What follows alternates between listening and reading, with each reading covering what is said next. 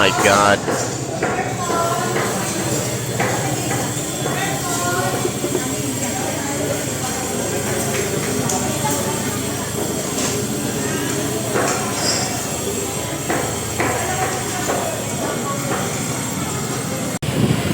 Hello po, magandang araw po.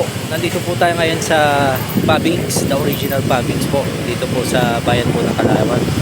Saan po ay pagkatapos po ng ating trabaho, tayo po ay nag-desisyon na dito po kami kumain.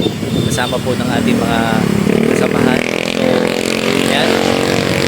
Dito tayo sa Kalawan para po kumain. At tingnan nyo naman po yung view. Ayan o.